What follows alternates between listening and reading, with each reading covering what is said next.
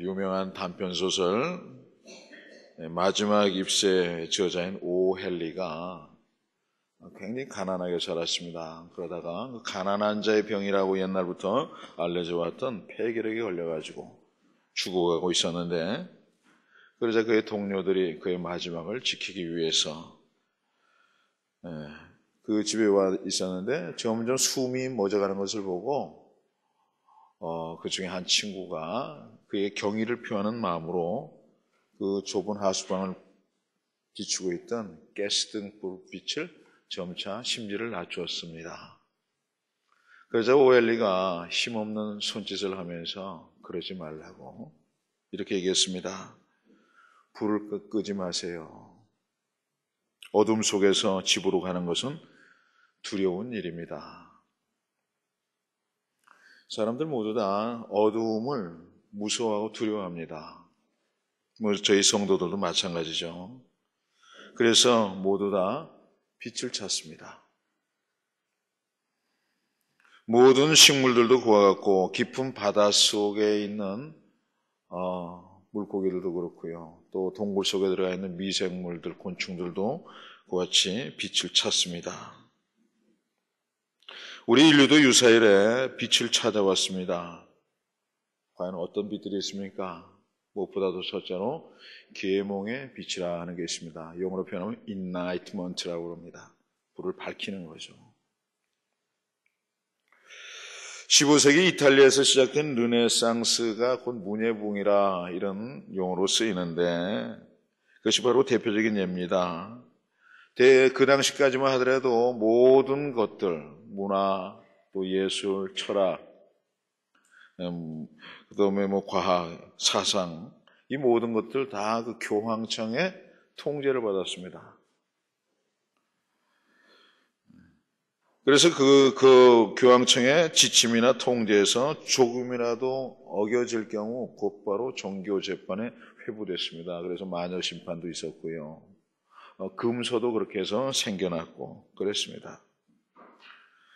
그런데 그러한 것을 깨트리는 인본주의가 좀 전에 말씀드린 이탈리아에서 시작이 됐고, 그것이 16세기, 17세기, 18세기에 걸쳐서 아주 찬란하게 빛을 내서, 그래서 그 이전의 시대를 암흑의 시대라 보통 얘기하고, 그 후의 시대를 이제 계몽주의의 시대다, 불이 밝혀진 시대다 이렇게 말하게 됐습니다. 그런데 그때까지만 하더라도 사람들은 지구가 반듯하다고 생각했어요. 그래서 수평선이 바로 지구의 끝이라 생각하고 그 이상은 더 갈 데가 없다 해서 네 플러스 울트라 이런 유명한 말이 생겼습니다. 더 이상은 없다 이런 뜻이었죠. 그래서 그 지구 끝에 가게 되면 수평선 끝에 가면 지옥이 있고 낭떠러지가 있다. 그런데 탐험가들에 의해서 밝혀진 대로 지구는 둥글더라. 이게 서쪽으로 가니까 다시 그 자리에 돌아오더라. 그래서 사람들이 미지의 세계들을 개척하기 시작했고, 신대륙 북남비로도 사람들이 갔고, 또 인도로도 갔고, 그래서 많은 물품들을 배에 싣고 왔고, 또 그런 나라들은 큰 부자가 됐습니다. 뿐만 아니라 그들이 깨닫기 시작한 것은 이 지구가 둥글 뿐만 아니라 지구가 돌더라는 겁니다. 그때까지만 해도 사람들은 지구가 중심에 있고 온 우주가 지구를 중심으로 도는 걸로 알았죠. 해도 돌고 태양도 달도 돌고 그 다음에 별들도 돌고 말이죠. 근데 또 어떤 별은 돌지 않고 그 자리에 서 있는 별이 있는데 그게 뭐냐면 북극성이었거든요. 그 북극성은 돌지 않아서 저게 하나님의 별인가 보다. 그렇게들 많이 생각들도 했다고 그래요. 그런데 알고 보니까 이 지구가 태양을 중심으로 돌더라 이게. 그 다음에 또 돌면서 또 자기 자체가 뺑뺑 돌더라는 얘기죠. 그래서 아침, 저녁이 생기고 밤낮이 도니까, 지가 도니까 생기더라는 것을 깨달아 알게 됐습니다. 그렇게 되니까 사람들의 의식세계에 새로운 지평이 열리기 시작했습니다. 그리고 그것을 밝혀낸 그 모든 것이 지식이었습니다. 과학이라는 지식. 그러다 보니까 그런 지평이 열리자마자 모든 분야가 급속하게 발전하기 시작했습니다. 과학에서부터 예술까지, 또 사상에까지 말이죠. 그리고 훨씬 더 잘 살게 됐습니다. 그들이 깨달은 것은 뭐냐? 지식이 인간의 등불이다 하는 사실이었습니다. 그리고 그런 흐름은 오늘날까지도 계속되고 있습니다. 모든 첨단 기업, 세계 최인류 기업이라는 기업들, 우리나라에 특별히 있는 기업들의 가장 돈 많이 들이는 부분이 뭐냐면 R&D라는 거예요. Research and Development라고 해가지고 연구하는 겁니다. 추구죠. 계속적으로 새로운 걸 발견해 나가는 겁니다. 그렇게 해서 과학과 지식의 발달로 유토피아, 낙원이 생길 거라고 생각하고 그걸 또 꿈꾸고 있습니다. 그 대표적인 예가 뭡니까? 바로 유전자 지도인 게놈 지도의 완성입니다. 최근에 이루어진 과학의 쾌거입니다. 그래서 그 게놈 지도의 완성으로 말미암아서 이제 그동안에 불치병이라고 생각했던 모든 수많은 질병들도 이제 완치될 수 있을 것이다. 그런 기대를 갖게 됐습니다. 그런데 과연 그렇게 다 되는 것일까 하는 의문을 한 번쯤은 가져볼 수가 있습니다. 왜냐하면요, 이런 말이 있어요. Nurturing nature, 영어로 표현되어 있습니다만 nurture란 말은 이게 양육한다, 양분을 준다 이런 뜻이고 nature는 본성을 얘기합니다. 의미를 말하자면 타고난 본성보다는 양육이 우선이라 이런 뜻입니다. 설명은 이렇습니다. 게놈 지도로 말미암아서 보다 좋은 유전자로만 선택된 좋은 인간이 태어날 수도 있는 세상이 됐다 이 말이에요. 그런데 연구를 해보니까 태어나는 것도 중요하지만 어디서 어떻게 어떤 환경에서 양육되어야 하는가 하는 것이 더 중요하더라 이거예요. 특별히 동성애자들의 경우는 그 유전자 가운데 뭔가나 고장이 났다고 그래요. 그래서 자꾸 남녀 간의 사랑보다도 동성 간의 사랑을 한다는 거예요. 그런 사람들이 좀 문제가 있다는 거예요. 유전자적으로. 그럼에도 불구하고 그런 사람들을 좋은 환경, 정상적인 그런 방식으로 양육하게 되면은 그런 문제가 해소되더라 이거예요. 말하자면 생명공학적인 지식보다는 양육의 방식에 대한 어떤 지혜가 우리 삶에 빛이 되고 길잡이가 되더라. 이런 말씀입니다. 그럼에도 불구하고 오늘날 계속적인 어떤 지식의 추구 또는 그 계몽의 빛을 추구하는 것이 과연 우리 삶의 두려움을 해소해주는 방편이 되겠는가 하는 질문이 되는 겁니다. 두 번째로 웰빙의 빛입니다. 사람들은 이 못 사는 것 두려워하죠. 그래서 우린 노숙자처럼 버려진 것 같은 그런 사람들이 사는 곳, 그런 삶의 현장을 사회의 어두운 구석이다 이렇게 말합니다. 그런 어두운 삶을 싫어합니다. 또 그렇게 되는 것도 두려워합니다. 그런데 언젠가부터 몇 해 전에 우리나라에 갑자기 들어오는 하나의 용어가 있습니다. 바로 웰빙입니다. 웰빙은 무슨 뜻입니까? 사전적 의미를 보면요, 풍요롭고 건강하게 삶을 지탱하는 것이다 이런 뜻입니다. 그리고 그 웰빙에는 3잘이라는 게 있어요. 3잘. 잘 먹고 잘 입고 잘 놀자. 이게 3잘입니다. 잘 모르시나 봐요. 웰빙은 3잘이다. 잘 먹고 잘 입고 잘 놀자. 그래서인지 몰라도 요즘 전국 어디 가나 다 웰빙입니다. 웰빙 부평, 웰빙 평창, 웰빙 강원, 웰빙 봉화, 웰빙자 거의 다 붙여요. 그리고 웬만한 사람들 그렇습니다. 뭐 음식 하나 보면 이거 웰빙 음식이야. 이 화장품 웰빙 화장품이에요. 그리고 그 웰빙의 상징은 연예인들입니다. 몸짱, 얼짱, 또 뭐 보톡스, 또 그런 사람들이 출입하는 뭐 살롱, 미용실을 얘기죠. 뭐 살롱, 근데 그들이 뭐 머리에 꼽는 뭐 머리에 액세서리, 옷을 치장하는 그런 것들, 예? 그리고 S라인, 8:3 몸매 비율, 하의 실종, 또 춤과 노래도 잘 춰야 돼요. 그래서 그들이 했다면 따라하는 일반 대중들입니다. 그래서 연예인들의 홈쇼핑은요, 대박 내기가 일쑤입니다.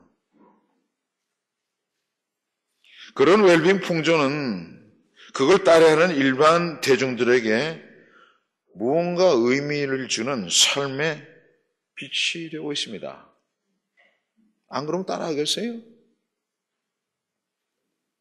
그런데 말이죠. 애초에 이 웰빙을 부추긴 게 누구냐면 바로 기업들입니다. 물건 팔아먹으려고. 상품 광고하면서 생겨난 광고 카피가 이겁니다. 네? 그래서 그런 것 갖다가 뭐라면 감성적 광고 기법이라 그렇게 얘기해요. 사람의 감성을 자극하는 거예요. 거기다가 언론도 그걸 부추겼고요. 공공기관들조차도 부추겨요. 모든 공공기관들도 다 웰빙자 붙입니다. 그래서인지 몰라도 요즘 교회들도 이 웰빙을 부추기는 감성 목회라는 것에 상당히 관심을 두고 있어요.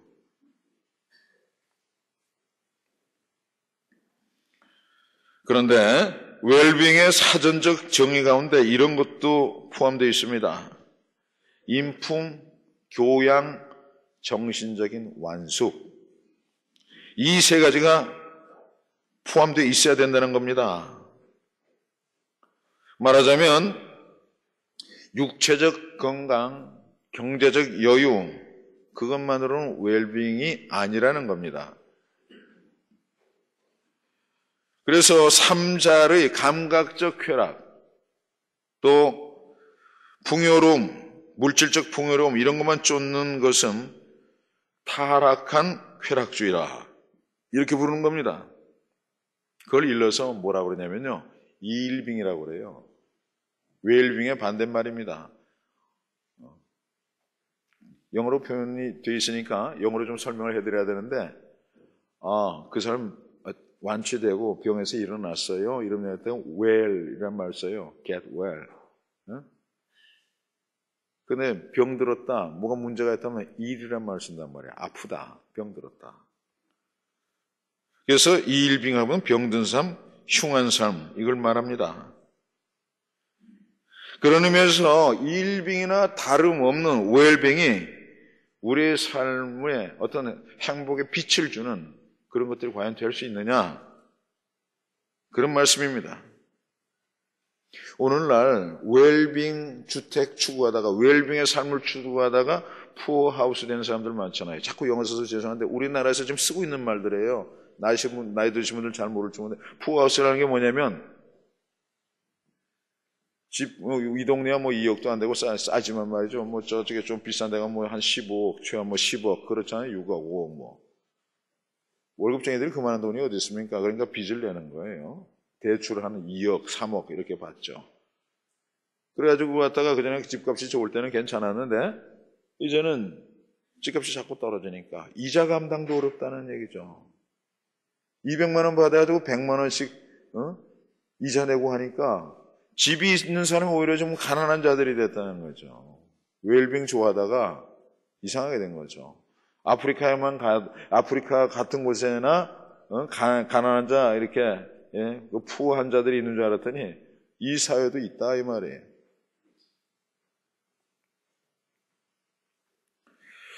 그다음에 세 번째로 학식의 빛입니다.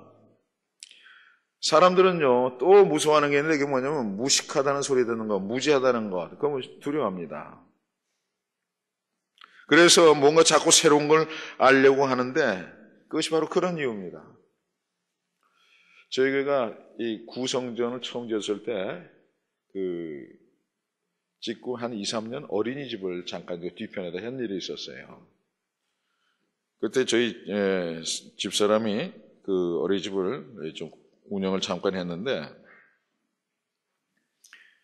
참 그 재밌는 얘기들이 많은데 애들 가운데는요, 죽어도 공부 안 하고 그냥 계속 뛰어 돌아다니는 애들만 있대요. 그래서 그런 애들은 이렇게 얘기했답니다. 야, 너 공부 안 하면 저 청소차 뒤에 매달려가는 아저씨 있지? 저렇게 된다. 그러면요, 두 말도 안 하고 연필 친대요. 예? 지들 눈에도 그래서는 안 되겠다는 생각이 드는지 공부를 한대요. 예. 우리나라 대학 진학률이 80%가 넘죠. 82%? 83%. 이런 민족은 없습니다. 예. 이 지식, 무지, 또 학식이 이런 것에 대한 두려움이 굉장히 커요. 부모들이 그냥 길을 쓰고 있는 그러니까 사교육이 굉장히 발전하고 그러잖아요. 발달하고 말이죠. 80%라는 얘기는 여러분 이런 생각 한번 해보세요. 지금 요즘 아이들 한 반에 한 30명 됩니까? 40명 됩니까? 40명 계산합시다. 40명 중에서 몇 명이 대학을 가요? 32명이 가요. 32명이. 끔찍한 일이죠. 얼마나 우리가 이 무지, 또 무식하다는 말에 대한 두려움이 큰가, 이민족이 큰가 하는 걸 알 수가 있어요. 물론 긍정적인 면도 있지만 그렇다는 얘기예요.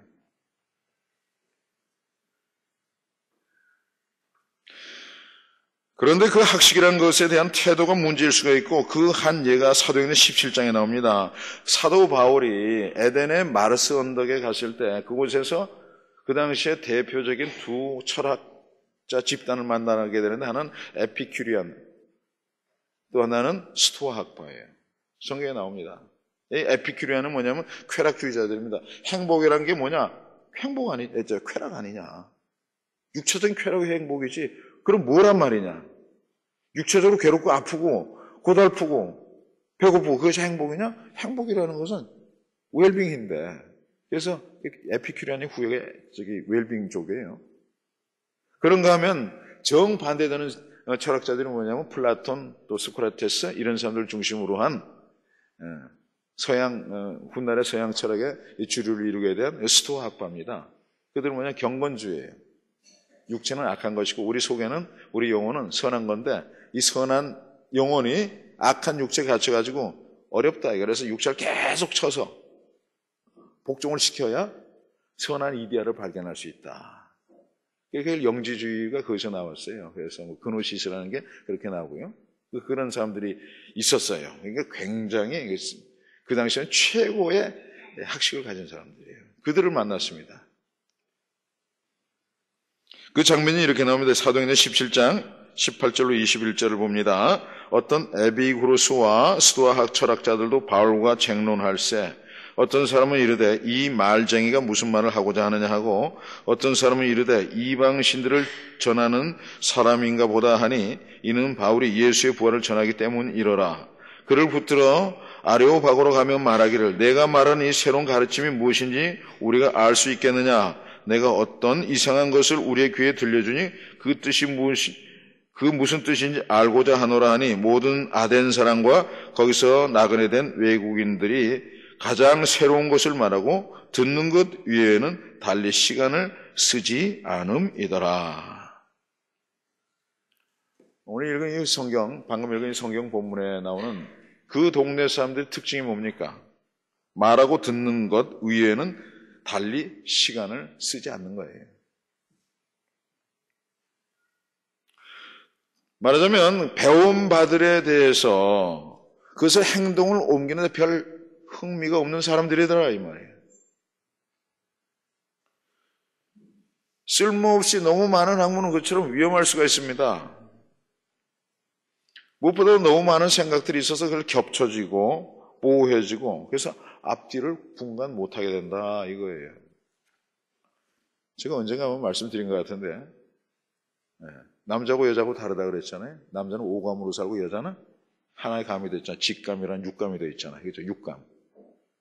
그래서 남자는 한 가지 사실 보면 오감으로 생각하니까 몇 가지 경우를 생각하냐면 5 팩토리얼 해가지고 수학적으로 5 곱하기 4 곱하기 3 곱하기 2 곱하기 이래서 120까지 생각하는데 여자는 거기다가 하나 더 있어요. 6 곱하기 6 해야 됩니다. 그래서 720까지 생각해요. 여자들은 복잡해 생각이요. 남자들은 단순하고요. 그래서 이 일은 남자들이 잘 저질러요. 무식하니까. 여자들은 생각이 많아서 못해요. 응? 행동이 못 옮기는 거예요. 비슷한 예가 될지 몰라도 그렇습니다. 그런 경우가 있는 겁니다. 이런 걸 갖다가 단순 정보지향적 삶의 위험성이라 그러는 거예요. 그냥 뭐든지 받아들이기만 하고 뭐 알려고만 그러는 거죠. 문제는 그런 삶에 뭐가 없습니까? 어쨌든 간에 삶의 열매가 적어요. 없어요. 말하고 듣는 건 좋아하는데 다른 거 하는데 시간이 없는 거예요.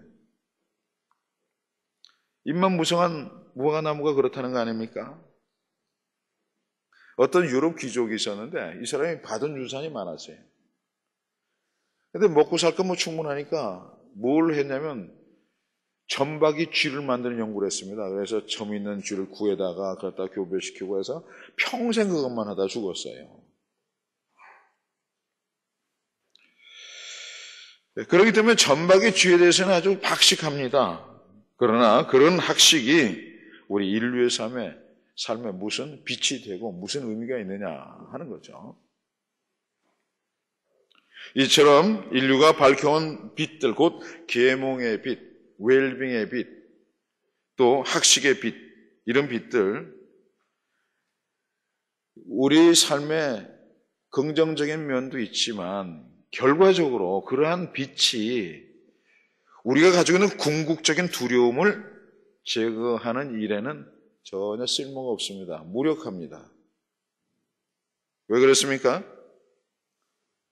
두려움의 본질, 그것을 극복하지 못하기 때문입니다. 그 본질은 뭐겠습니까? 바로 여러분, 죽음입니다. 세상적인 어떤 지식이나 어떤 빛이나 어떤 철학이나 어떤 가르침이나 가지고도, 웰빙을 가지고도 죽음은 극복 못해요. 그거 조금 속상한다고 그냥 바로 목숨 끊고 목매버리잖아요.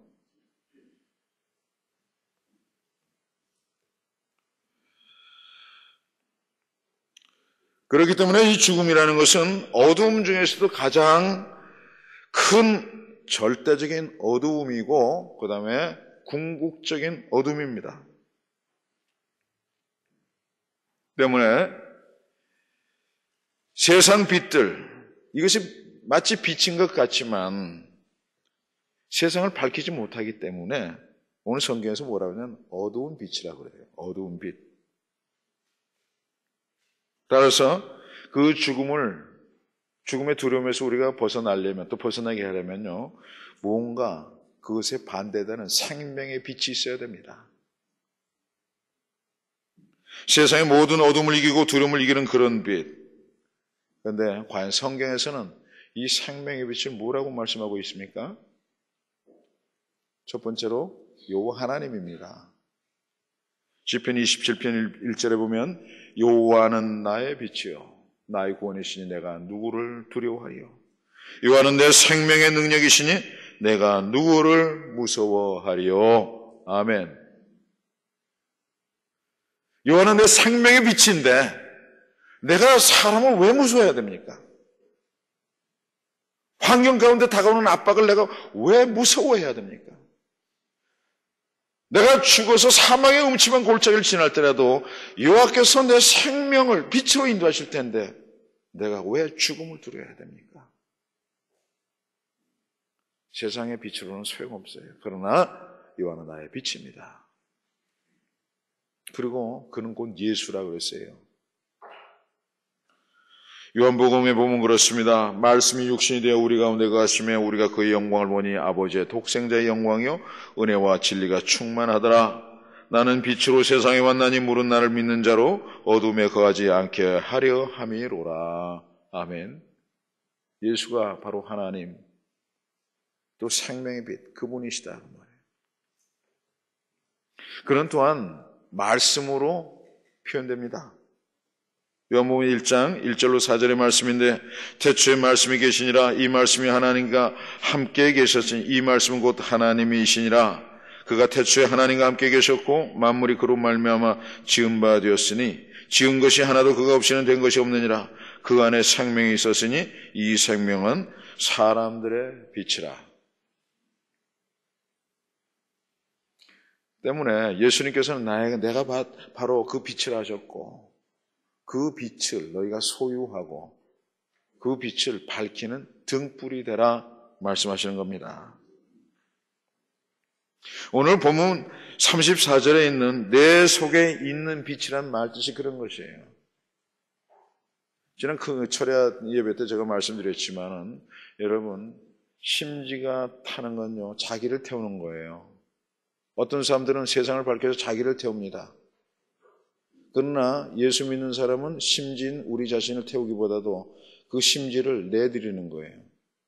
그 심지를 통해서 뭐가 탑니까? 기름이 타는 거죠. 촛불은 초가 녹아지니까 그 기름이 날아가니까 증발해 버리니까 심지가 같이 타서 내려가죠.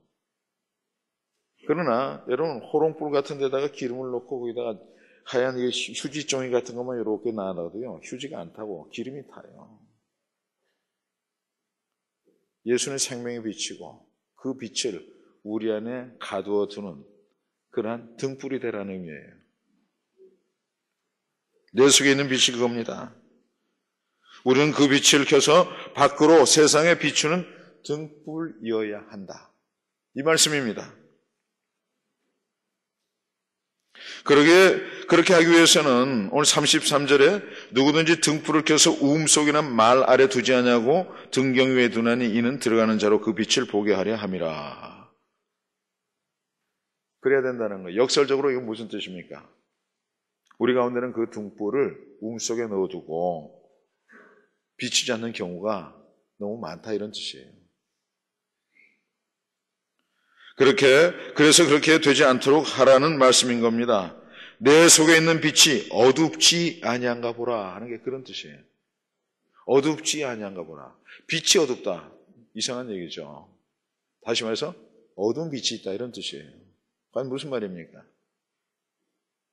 혹시 내가 가지고 있는 빛이 어두운 빛 아니냐 알아봐야 된다. 당시 때 팔레스타인에 살던 사람들의 집은요 매우 어두웠습니다. 왜냐하면 매우 더운 곳이기 때문에 두껍게 지어요. 그 다음에 창문을 조그맣게 만듭니다. 외부 공기가 차단하기 위해서. 그러니까 대낮에도 그다지 밝지가 않습니다. 그러니까 밤이 되면 얼마나 어둡겠습니까? 그러니까 그 등불은 필수적이죠. 필수적이에요. 근데 낮에는 그래서 등불 켜가지고 뭐 등경 위에다 이렇게 둬야 온 집안이 비추니까 생활을 할 수가 있는데 낮에는 그럴 필요가 없잖아요. 밤에는 불빛이 필요하죠. 낮에는 필요 없단 말이에요. 근데 당시만 해도 뭐라 그럴까요? 라이터라든가 또 뭐 성냥이라든가 이런 게 아직 발명되지 않았을 때니까 맨날 불 피려면 뭐 나무를 비빈다거나 부싯돌을 친다거나 해도 후후후 불어가지고 해야 되니까 그게 보통 일이 아니니까 그 불씨를 갖다 계속 보존을 해야 돼요. 그러니까 뭐 심지를 좀 줄이거나 어쩌다가 불이 있는 채로 그걸 갖다는 우음 속에다가 그거 갖다가 등경에 있던 불을 갖다가 내려놓는 거예요. 켜놔야 돼요. 네. 그렇기 때문에 그리고 뭐 좀 덮어놓을 수 있으면 덮어놓고 그래 밤이 되면 다시 꺼내서 올려놓는 겁니다. 그걸 말합니다. 그래서 그 우음 속에 그같이 감춰준 빛을 갖다가 어두운 빛이라 이렇게 얘기했습니다. 말하자면 예수님께서는 우음 속에 든 것 같은 그런 숨어있는 제자들을 원치 아니하신다 이런 뜻입니다. 우리는 세상 사람들 앞에서 예수님의 제자 된 것을 증거하는 그런 등불이 되어야 된다는 거예요. 남들이 볼 수 있는 빛을 비춰줘야 된다는 거죠. 그런데 어떻게 하는 것이 그렇게 하는 증거된 삶이 되는 겁니까? 오늘의 말씀을요, 마태복음에서는 이렇게 기술하고 있습니다. 마태복음 5장 14절로 16절에 보면요, 너희는 세상의 빛이라 산 위에 있는 동네가 숨기지 못할 것이요 사람이 등불을 켜서 말 아래 두지 않냐고 등경 위에 두나니 이름으로 집안 모든 사람에게 비치느니라. 이같이 너희 빛이 사람 앞에 비치게 하여 그들로 너희 착한 행실을 보고 하늘에 계신 너희 아버지께 영광을 돌리게 하라. 불빛을 낸다는 착한 행실이에요. 착한 행실, 선행을 말합니다. 믿음 중요하죠. 그러나 예수님께서는 분명히 하시는 거예요. 선행이 있어야 된다는 거죠. 우리가 선행으로 구원받는 건 아닙니다. 그러나 믿음으로 구원을 받지만 믿음으로 구원받았으면 반드시 있어야 되는 게 뭐냐면 예수로 구원받았으니까 비친 예수의 열매를 내는 선행이 있어야 된다는 거예요. 자주 말씀드리지만 중학교나 고등학교 다니지 않고도 많은 학문을 얻을 수가 있죠. 성공할 수도 있어요. 그러나 졸업장은 없잖아요. 네? 일단 학교 들어가면 그 학교에서 낙제점만 안 받으면 웬만하면 졸업장 주잖아요. 그것이 바로 구원이에요. 예수 이름 앞에서 여기 들어가면 일단은 구원받는구나. 그러나 너무 못하면요. 선행이 없으면요. 잘려요. 구원받았다고 해서 안심해서는 안 되는 거예요. 구원을 이루어 가야 된다고 늘 말씀드리잖아요. 그게 성화의 구원이라는 거 아니에요? 출애굽한 애굽 백성들이 그야말로 홍해 바다를 건너서 죽음의 바다를 건너서 살았는데 그들이 40년 동안에 다 죽었잖아요. 히브리서에 그랬잖아요. 안식에 들어가고자 애쓰는 자가 있어도 그들이 다 광야에서 멸망하였느니라. 안식에 들어가고자 해도 못 들어가는 사람들이 있을 수 있다는 얘기예요. 그래서 이 선행이라는 게 우리 기독교에서는 너무나 중요한 거예요. 선행을 통해서 여러분 자기 구원 못합니다. 믿음으로 구원합니다. 그러나 믿음을 가진 사람은 만약 선행을 통해서 구원을 이루어 나가야 되는 거예요. 구원파가 그러죠. 구원파가. 구원받으면 끝이다. 아니에요. 선행을 이루는 구원이 따로 있어요.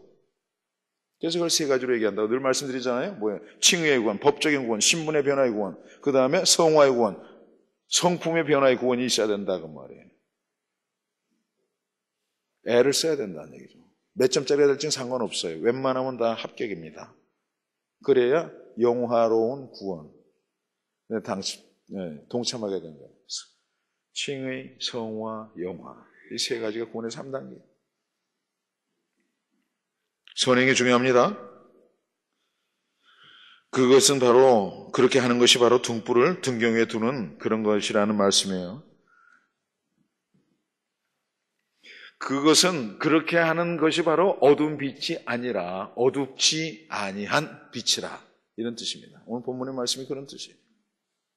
우물 속에 넣어두는 빛은 어두운 빛이 꺼내놔야 어둡지 아니한 빛이 같은 빛이라도 다르다. 어떻게 하는 것이 바로 그렇게 그와 같이 하는 겁니까? 이사야서 58장 6절로 8절 상반절에 그 답이 나와 있습니다.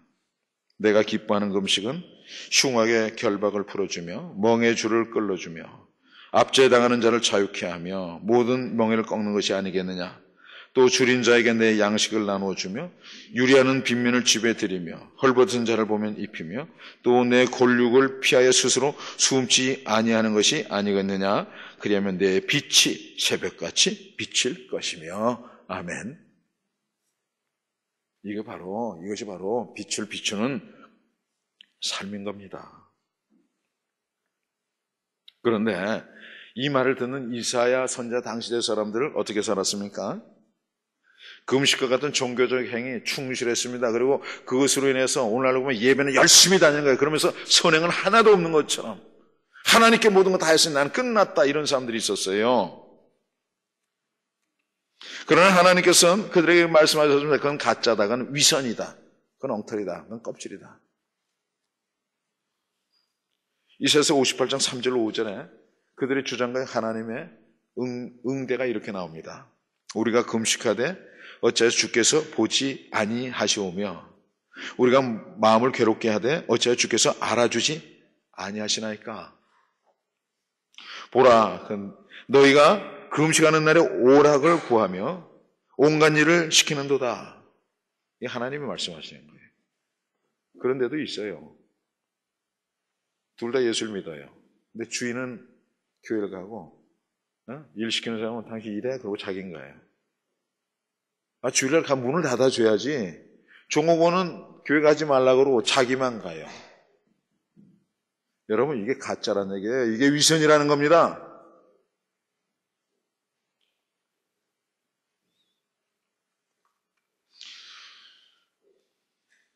보라, 너희가 금식하는 날에 오락을 구하며 모든 온갖 일을 시키는도다. 보라, 너희가 금식하면서 논쟁하며 다투며 악한 주먹으로 치는도다.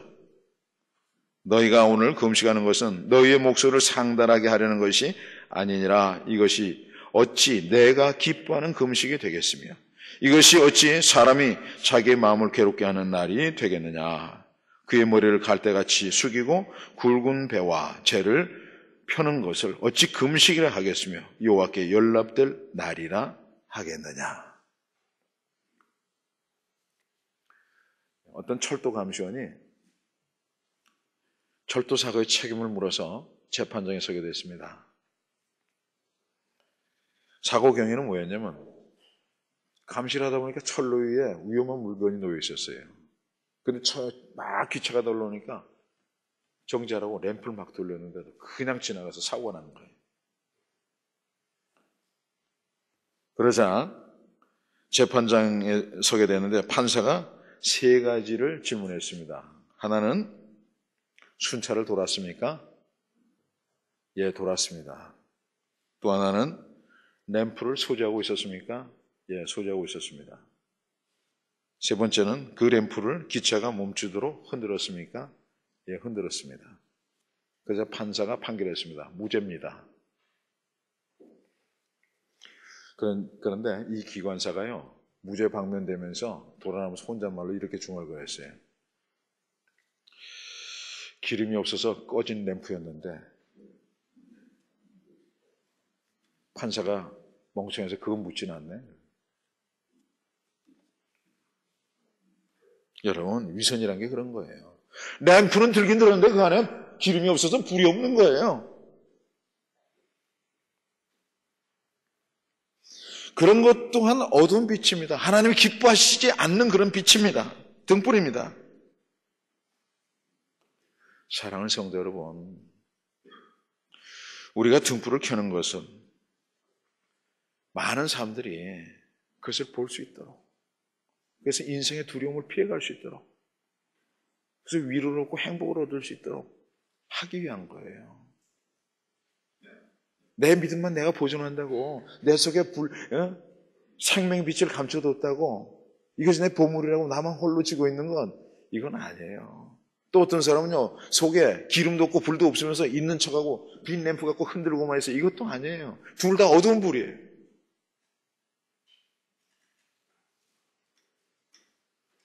얼마나 어두운 세상입니까? 화산이 폭발해서 원자로가 깨지고 지진과 해일이 일어나서 쓰나미가 일어나서, 그랬더니 이번에 미국에서 토네이도가 막 불어가지고 막 집채만한 그냥 추럭들이 날아가고 깨지고, 그런 모습들을 보면서 바닷가 한가운데 보게 되면 바닥에 전부 다 비닐들이 덮여서 이제 점점 성경에 있는 대로 모든 바다의 3분의 1이 썩어가는 그런 징조가 보이는 이때니까 우리가 얼마나 어둠의 세계에 살고 있고, 얼마나 불안한 시대에 살고 있고, 얼마나 두려운 시대에 살고 있습니까? 이럴 때 필요한 것은 등불이에요. 그런 가운데서 얼마나 어려운 사람들이 많이 생겨나고 있습니까? 여러분, 아프리카에 가뭄이 드는 게 뭐 때문에 그런지 아시죠? 지구온난화 때문에 그런 거예요. 선진국, 말하자면 개발된 민족들의 나라들에서 너무나 기름을 많이 했다니까, 그것이 말이에요, 지나치게 그런 쪽에서 증발이 많이 돼가지고 비가 오지 않는 거예요. 그래서 점점 기근이 들어가는 거예요. 그들에게 희망이 뭡니까? 사랑의 등불밖에 없습니다. 우리가 천사가 주는 말을 가지고 있다 하더라도 선행이 없으면, 선행의 등불빛이 없으면 아무것도 아닙니다. 천사의 말을 하는 사람도 사랑 없으면 소용이 없고, 심오한 진리 깨달은 자도 울리는 징과 같네. 하나님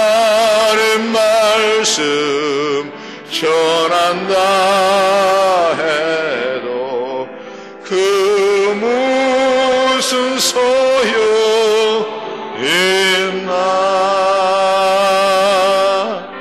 사랑 없으면 소용이 없고 아무것도 아닙니다. 진리를 보고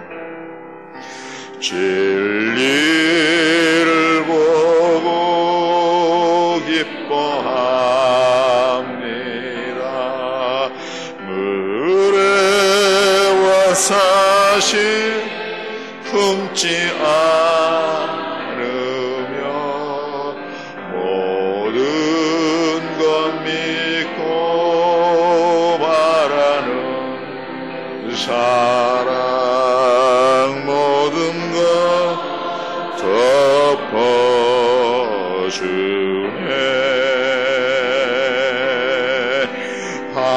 하나님 말씀 전한다 해도 그 무슨 소용있나.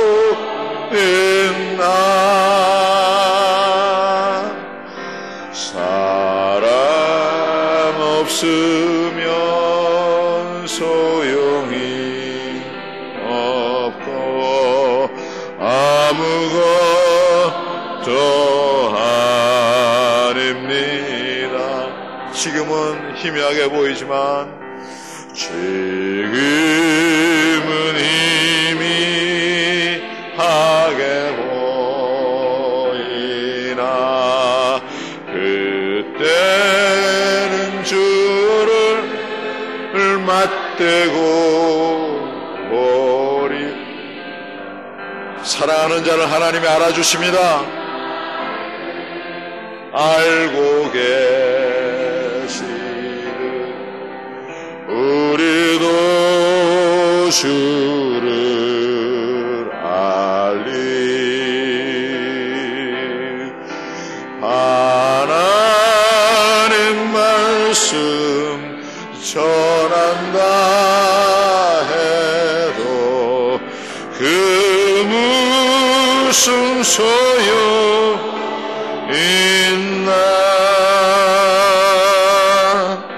사랑 없으면 소용이 없고 아무것도 아닙니다.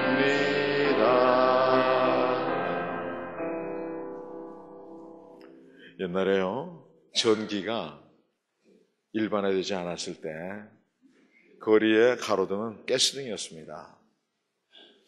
스코틀랜드의 귀족이었던 로더경이라는 분이 어느 날 세실이라는 호텔에 투숙을 하게 됐는데 저녁이 돼가지고 호텔 위에서, 호텔 높은 방 위에서 이렇게 거리를 내려다보고 있는데 한 남자가 나타나는 것이었어요, 길에. 근데 한 손에는 통을 들고 한 손에 막대기를 들었어요. 그랬더니 사다리를 놓더니 길 옆에 있는 가스등 전봇대로 올라가더니 불을 붙이는 거예요. 불 붙이는 사람이었어요. 그게 점등을 하니까 불이 환해지고, 그러더니 그 다음 등을 가서 또 켜니까 환해지고, 네? 그렇게 됐어요.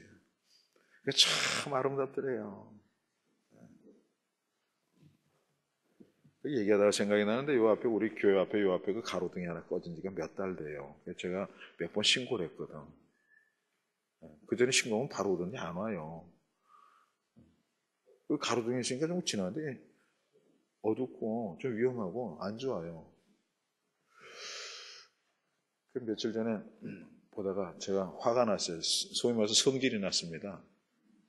전화를 했어요. 구청장실 번호 대가지고 전화를 했어요. 그랬더니 그 웬 남자가 하나 비서일 거예요, 아마. 구청장실이요? 그랬더니 예. 여기 말이야, 이 가로등 몇 번에 이렇게 등이 안 들어오지가 몇 달이 돼서 내가 몇 번인가 도로과에다가 얘기했는데 옛날 구청장실은 잘 켜주더니 요새는 여자 구청장이 돼서 영이 안 서나? 그러고 들어가서서 왔어요. 그랬더니 잠시 있다 1시간 후에 가니까 그 앞에 사람이 목사님 불 금방 붙이고 이건 여담이고요. 어쨌든 세실경이 보니까 그 어두운 길을 갔다가 따라가면서 가스灯 불을 켜니까 좋더래. 여기도 켜놓으니까 밤에 얼마나 환하고 좋은지 몰라. 노란 불빛이. 그런데 한참 보고 있는데 이 사람이 모퉁이를 돌아가더라는 거죠. 안 보이는 거예요. 그런데요, 그 사람이 어디로 가는지 보이더라는 거예요. 왜 그래요? 그 사람이 불을 켜놓은 곳마다 불빛이 위로 건물으로 올라오더라는 거예요. 온 동네가 환해지고 정말 아름다워지더라는 거죠. 그 사람이 가는 것을 보고 불빛이 어디로 가고 있는 걸 알게 되더라는 거죠. 그와 같이 어두움의 세상에 그 거리에 불을 밝히고 사는 그런 삶을 살라는 겁니다. 그런 삶을 살면은 여러분 어떤 축복이 우리에게 있습니까? 전부 희생밖에 없습니까? 안 그렇습니다. 성경에는 이와 같은 약속의 말씀을 주고 계십니다. 이사야서 58장 8절로 11절의 말씀이에요. 우리 다 함께 봉독합니다. 시작. 그리하면 내 빛이 새벽같이 비칠 것이며 내 치유가 급속할 것이며 내 공의가 내 앞에 행하며 여호와의 영광이 내 뒤에 호위하리니 네가 부를 때에는 나 여호와가 응답하겠고 내가 부르짖을 때에는 내가 여기 있다 하리라. 만일 내가 너희 중에서 멍에와 손가락질과 허망한 말을 제하여 버리고 줄인 자에게 내 심정을 동하여 괴로워하는 자의 심정을 만족하게 하면 내 빛이 흑암 중에서 떠올라 내 어둠이 낮과 같이 될 것이며 여호와가 너를 항상 인도하여 메마른 곳에서도 내 영혼을 만족하게 하며 내 뼈를 견고하게 하리니 너는 물된 동산 같겠고 물이 끊어지지 않은 샘 같을 것이라. 아멘. 기도하겠습니다.